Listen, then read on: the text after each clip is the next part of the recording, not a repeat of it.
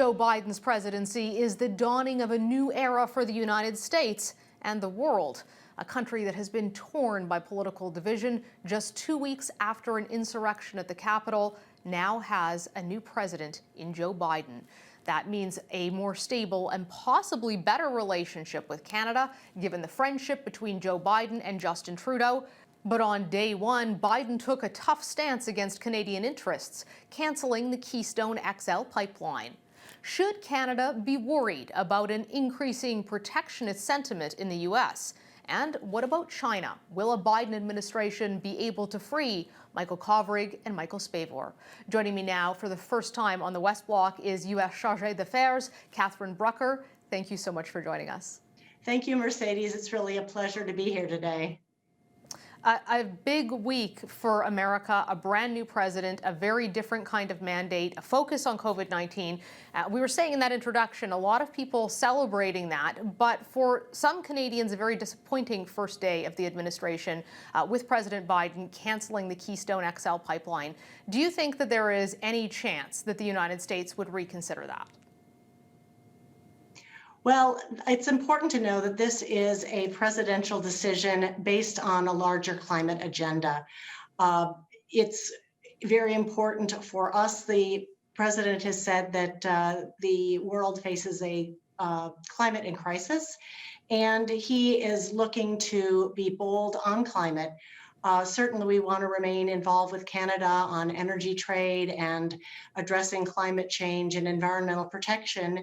And here I'd note one of the really important things that he also announced his first day in office was that the United States was going to rejoin the Paris Climate Agreement. And so we really look forward to working with Canada-U.S. Canada's already obviously a signatory to the Paris Climate Agreement, and to show really our determination to be big on climate. You're certainly aware that the president has named a special envoy on climate, our former Secretary of State, John Kerry. When it comes to Canada-U.S. relations, one of the other promises that President Biden has made is Buy America. And if we're hearing this is how he feels about pipelines, that it's American interests and promises first, which of course is his prerogative as the American president. But do Canadian companies need to be worried that they're going to be caught up and excluded in that Buy America agenda?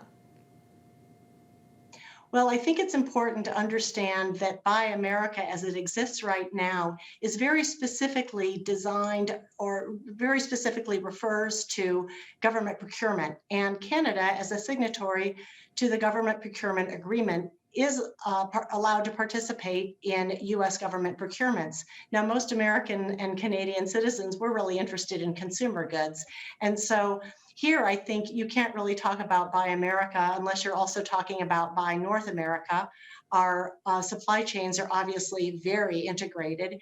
And one of my colleagues likes to talk about his Ford truck, which he says with all the parts and labor and technology that went into it, it probably cost the border in various pieces parts about 20 times before he actually bought it. So I think our integrated supply chains are here to stay. Speaking of crossing the border, President Biden bringing in a 2-week quarantine for anybody entering the United States, and they'll have to show a negative COVID test first. Of course, there are still a lot of Canadians going to the U.S. despite the official closure of the land border. Can you tell us what President Biden's initiative will mean for Canadians? Well, I think it's going to mean very much what it means for Americans coming into Canada. We have to quarantine for 2 weeks upon arrival here, which we all do. And we're still getting more information from Washington on this, but clearly the president has made combating the COVID-19 pandemic a priority. He's issued executive orders about wearing masks in public places, wearing masks in federal buildings. He's taking it very seriously. And this is, I think, part of the global effort that the United States and Canada are already very much involved together on combating COVID-19.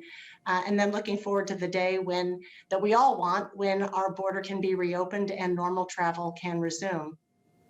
One of the biggest issues for Canadians, of course, in the Canada-U.S. relationship is the extradition request for Meng Wanzhou and the detention of the two Michaels in China.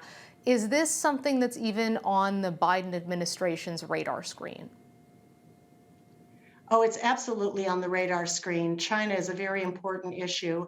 And here I would like to say we absolutely oppose the detention of the two Michaels. It's unconscionable. We are firmly against arbitrary detention and coercive diplomacy. We've joined Canada in calling for their immediate release. And I think you can count on the United States to continue to work with Canada to secure the release of the two Michaels. Okay, that's all the time we have. Thank you so much for joining us, and we hope to have you back again soon. Thank you, Mercedes. It was a pleasure. Have a great day.